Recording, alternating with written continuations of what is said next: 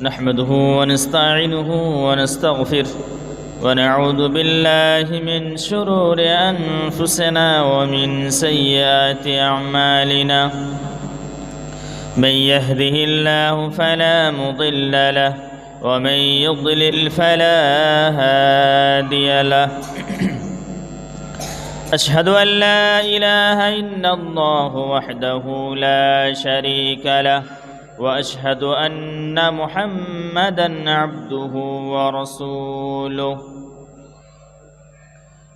يا أيها الذين آمنوا اتقوا الله حق تقاته ولا تموتن إلا وأنتم مسلمون يا أيها الناس اتقوا ربكم الذي خلقكم من نفس واحدة وخلق منها زوجها وبث منهما رجالا كثيرا ونساء واتقوا الله الذي تساءلون به والأرحام إن الله كان عليكم رقيبا يا أيها الذين آمنوا اتقوا الله وقولوا قولا سديدا يصلح لكم أعمالكم ويغفر لكم ذنوبكم ومن يطع الله ورسوله فقد فاز فوزا عظيما أما بعد فإن أصدق الكلام كلام الله وخير الهدي هدي محمد صلى الله عليه وسلم وشر الأمور محدثاتها وكل محدثة بدعة وكل بدعة ضلالة وكل ضلالة في النار أعوذ بالله من الشيطان الرجيم بسم الله الرحمن الرحيم كل نفس ذائقة الموت وإنما توفون أجوركم يوم القيامة فمن زحزح عن النار وأدخل الجنة فقد فاز وما الحياة الدنيا إلا متاع الغرور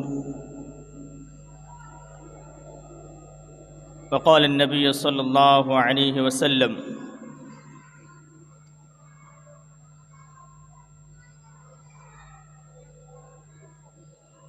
اجتنبوا السبع الموبقات قالوا يا رسول الله وما هن قال الشرك بالله والسحر وقتل النفس التي حرم الله إلا بالحق وأكل الربا وأكل مال اليتيم إلى آخر الحديث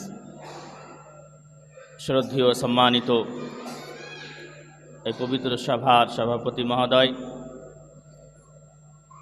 উলামায়ে কেরাম এই মসজিদের মুসাল্লি ভাই বাবা জামাত এবং পর্দার আড়ালের মা ও ভগ্নীরা আমার সংক্ষিপ্ত প্রশংসা আল্লাহ রাব্বুল আলামিনের জন্যই তাই আমরা একটা ছোট্ট বাক্যে বলি আলহামদুলিল্লাহ।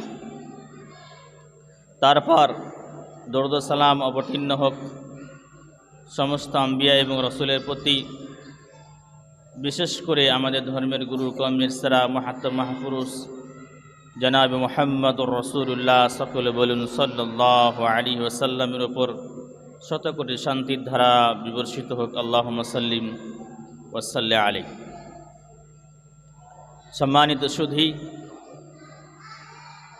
আমরা মুসলিম,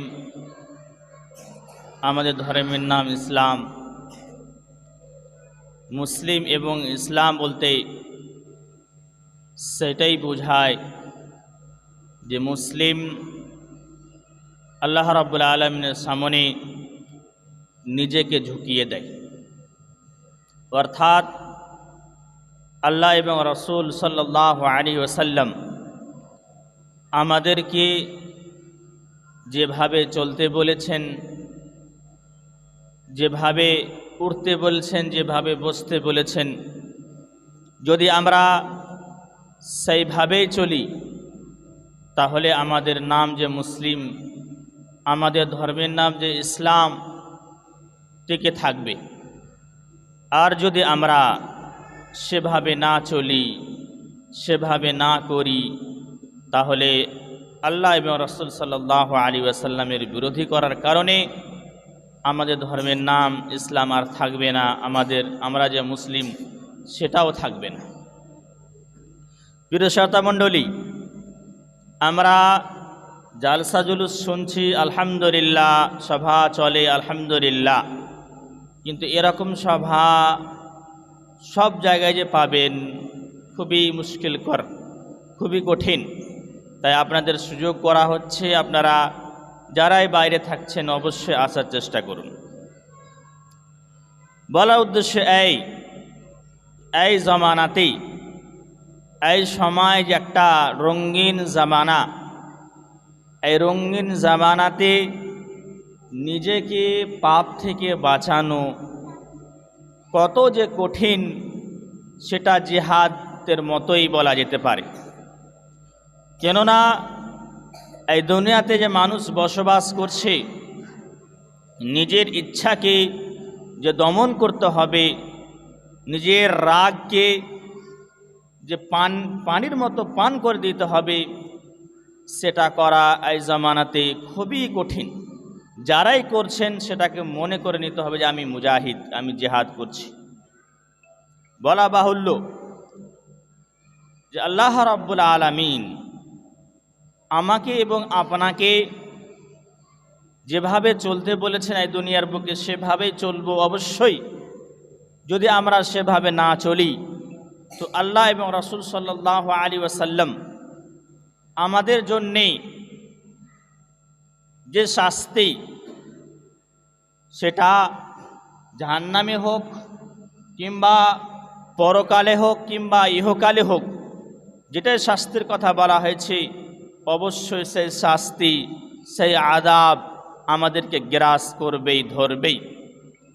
আমরা মনে করছি যে আমরা তো গুনাহ করছি, আল্লাহ রাব্বুল আলামিনের শাস্তি আসে না, আল্লাহ রাব্বুল আলামিনের পাকড়াও আসে না, এটা আমাদের ভুল। আল্লাহ রাব্বুল আলামিন ছাড়তে পারেন কিন্তু ছেড়ে দিতে পারেন না। তাই আমাদেরকে আল্লাহ রাব্বুল আলামিন ছাড় দিয়েছেন কিন্তু ছেড়ে দিবেন না।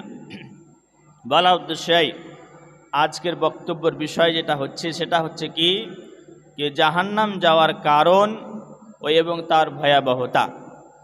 যেসব কারণে আমি এবং আপনি জাহান্নাম যাব, সেসব কারণগুলি কি এবং সেই কারণ, সেই জিনিসগুলির আযাব কি রয়েছে, ইনশাআল্লাহ এ সম্পর্কে আপনাদের সম্মুখে কিছু বলার চেষ্টা করব। ওয়ামা তৌফিকি ইল্লা বিল্লাহ। রব্বি ইশরাহ লি সাদরি ওয়া ইয়াসসির লি আমরি ওয়াহলুল উকদাতাম মিন লিসানি ইয়াফকাহু কওলি। জাহান্নাম এমন একটা জিনিস যে তার নাম শুনলেই মানুষের চেহারা বিগড়ে যাওয়া উচিত, তার ভয়ে কাঁপা উচিত। যে সেই জাহান্নাম, যে জাহান্নামকে আল্লাহ রাব্বুল আলামিন ওয়া বিসাল মাসির বলেছেন যে সব চাইতে জঘন্য জায়গা, খারাপ জায়গা।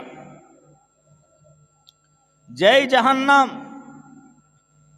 সেই জাহান্নামে জাহান্নামীদেরকে যেটা খাবার দেওয়া হবে, সেটা একদম কাঁটাযুক্ত খাবার, যে খেলে পারে মানুষের ভিতর যাবে না, বরং গলায় আটকে যাবে। পানি দেওয়া তার জায়গাতেই পানি না দিয়ে পুজ দেওয়া হবে।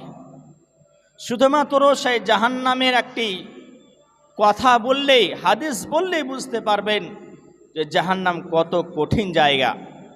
কেননা আমরা সবাই জানি যে জাহান্নামে যেটা সব চাইতে নিম্ন গুনাহ হবে, শাস্তি হবে, সেটা হবে এই যে মুহাম্মদ সাল্লাল্লাহু আলাইহি ওয়াসাল্লামের চাচা আবু তালিব, তাকে যেটা শাস্তি দেওয়া হবে সবচাইতে নিম্ন শাস্তি, সেটা হচ্ছে এই যে তাকে একটু জুতো পরানো হবে। সে জুতো পরার কারণে এমন একটি ভয়াবহ কিংবা গরম জুতার কারণে তার দিমাগ, তার মগজ টগমগ করবে। আল্লাহুল মুস্তাআন, নাউযু বিল্লাহি মিন যালিক।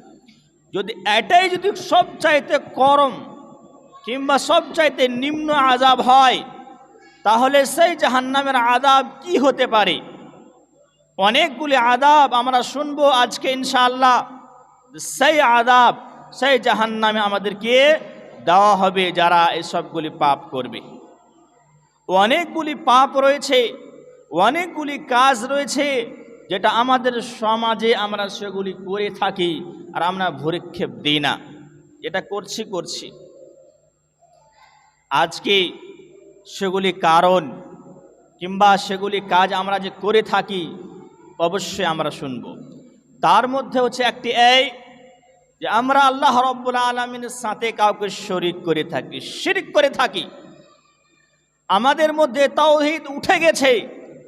তাওহীদ বলতে আমাদের নাম নিশান উঠে গেছে যে আল্লাহ রাব্বুল আলামিন যে আমাদেরকে সৃষ্টি করেছেন, আল্লাহ রাব্বুল আলামিন যে আমাদের খালেক, আল্লাহ রাব্বুল আলামিন যে আমাদের মালিক, আল্লাহ রাব্বুল আলামিন যে আমাদেরকে সব কিছু দান করেন, সেটাই আমরা ভুলে গেছি। বরং আল্লাহ রাব্বুল আলামিনের সাথে অন্য কাউকে শরীক করি, খালেকে মালেকে অর্থাৎ রুবুবিয়্যাতে আমরা শরীক করে বসি। এরকমই যে আল্লাহ রাব্বুল আলামিনকে যে মানতে হবে সেটা আমরা ভুলে গেছি। ইবাদতের যে স্রষ্টা যে আল্লাহ রাব্বুল আলামিন, যে সৃষ্টিকর্তা,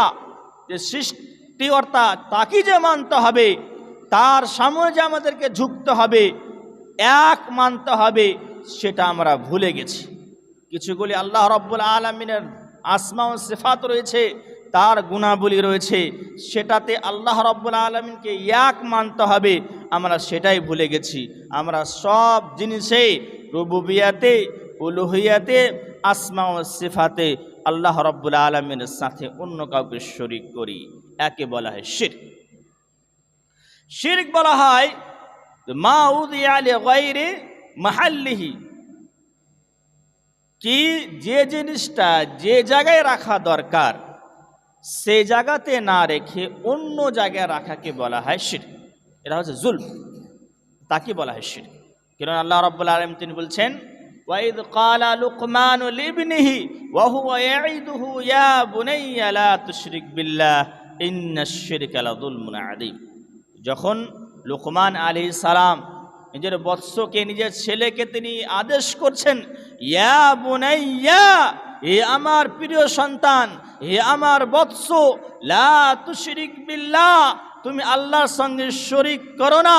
কেননা ইন্নাশ শিরকা লাযুলমুন আযীম, নিশ্চয় শিরক হচ্ছে একটি বড় গুনাহ।